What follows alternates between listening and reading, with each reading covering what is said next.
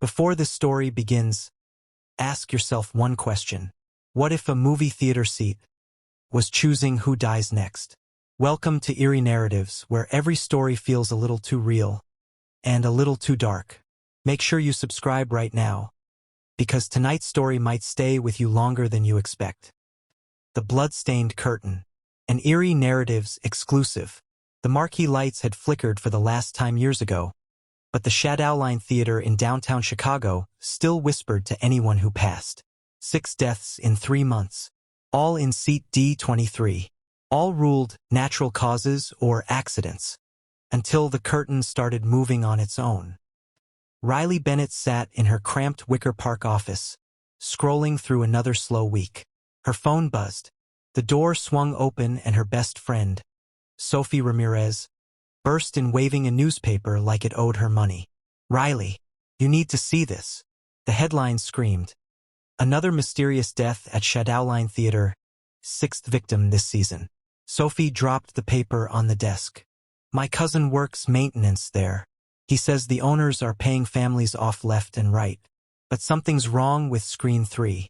They won't even let staff go in alone anymore." Riley leaned back, eyes narrowing. "Who owns the place?"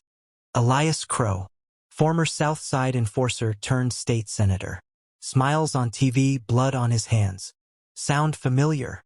Riley smiled for the first time all week. "Pack a bag, sophomore. We're going to the movies." 2 days later, Riley stepped off the red line at the theater's decaying doorstep. The Art Deco building looked beautiful from a distance. Up close it felt like a tomb wearing lipstick. An old caretaker named Silas was waiting under the marquee, keys rattling in his shaky hand. One leg dragged slightly. His eyes never stayed in one place. "Senator says you get one night," Silas muttered. "Screen 3. After that, you leave and never come back. Walls got ears. Curtains got eyes." Riley adjusted her backpack. "Thanks, Silas. I'm not here to be scared. I'm here to work." He stared at her for a long second, then handed her a heavy flashlight. "Suit yourself, miss. Seat D-23 is waiting." The hallway smelled of old popcorn, mildew, and something metallic. Faded posters of 1970s horrors watched her pass. Silas unlocked the heavy door to Screen 3 and immediately stepped back like the room might bite him. Inside, the air was ice-cold. Riley's breath fogged. She walked down the center aisle, boots silent on the worn carpet, and stopped at row D. Seat 23 looked ordinary, except the fabric was slightly depressed, as if someone had just stood up. She set up her thermal camera, digital recorder, and laptop. Data didn't lie. Ghosts usually did. Temperature dropped from 68 degrees Fahrenheit to 39 degrees Fahrenheit in seconds. The giant screen flickered with sickly greenish light. Through the thermal viewfinder, a tall human-shaped heat signature stood directly in front of the screen. Naked eye, nothing. Then came the sound. Crunch, crunch, crunch. Buttery popcorn being chewed. From seat D-23. Riley slowly turned her flashlight. The seat was empty, yet the cushion was clearly pressed down. A cold wind swept through the closed auditorium. The recorder clicked on by itself. A man's scream tore through the speaker.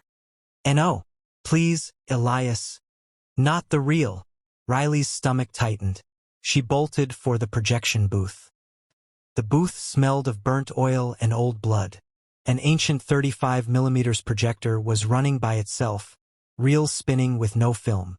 Riley looked through the small window down into the auditorium. In seat D-23 sat a man in a torn projectionist uniform, staring straight up at her. She whispered, "Who are you?" The projector lens suddenly flared blinding white. Riley threw her hands over her eyes. When she woke up hours later on the booth floor, the seat below was empty again. She staggered back to her equipment and started packing fast. That's when the giant screen came alive on its own. Grainy security footage from March 21, 2011 began playing. Younger, thinner Elias Crow stood in the projection booth arguing with a young projectionist, Ethan Reed. "You were told to stay away from my daughter," Crow snarled. "I love her. I'd never hurt her." Crow grabbed Ethan by the collar and dragged him toward the spinning reel mechanism. "Love? I'll show you what happens when you touch what's mine. Ethan screamed as Crow shoved his head into the spinning pulley. The sound of bone and flesh being crushed echoed through the theater. Blood sprayed across the walls and Crow's face.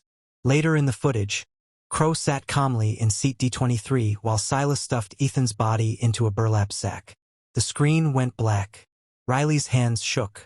It was never a haunting. It was a murder that had been buried for 15 years, and Ethan's spirit had been trying to show the truth. The auditorium door slammed open. Senator Elias Crow stood there in an expensive coat, silencer pistol raised. I told you not to use this for your little true crime channel, Miss Bennett. Now you've seen what you shouldn't have. Time to become part of the show. Riley backed up slowly. If I die, every file uploads automatically to the cloud. Your confession, the footage, everything goes live. Crow laughed. Nice try. We installed jammers. No signal in or out. He raised the gun. The lights died. Every speaker in the theater screamed with distorted audio.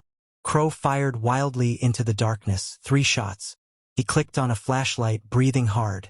Where are you, you little? Something stood right behind him. Crow spun and fired again. He smiled. Got you. But when he lowered the light, no body lay on the floor. Instead, Ethan Reed's translucent figure stood 10 feet away, eyes burning with 15 years of rage. Crow stumbled backward toward the projection booth. This isn't real. You're dead. The booth door slammed shut behind him on its own. Inside, the reels started spinning again. Film strips slithered across the floor like snakes, wrapping around Crow's legs, then his torso, pinning his arms. He screamed as the main pulley caught the end of the film and began dragging him forward, just like it had dragged Ethan. The last thing the theater heard was Senator Elias Crow's scream being cut short with a wet crunch. Riley woke up on the auditorium floor, ears ringing. She looked up at the projection booth window. Ethan stood there, no longer angry. His face was calm, almost peaceful. He gave her a single nod and faded away. The oppressive cold lifted. The theater felt, for the first time in years, just like an old building. Outside, Sophie's car screeched to a stop. She jumped out and hugged Riley fiercely. You okay? Your emergency beacon went off. I drove like hell. Riley looked back at the Shadowline Theater one last time. The marquee lights were completely dark now. I'm good, she said quietly. And I think Ethan's finally good too. Come on. I've got one hell of a story to tell. They got in the car and drove off as the first hints of dawn touched the Chicago skyline.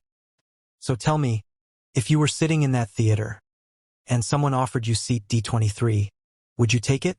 If you enjoy stories where the dead refuse to stay silent, then hit like, drop your answer in the comments, and subscribe to Eerie Narratives for more dark stories every week. Because next time, the story might not just be a story. Until then, keep the lights on. Eerie Narratives, real stories, real darkness.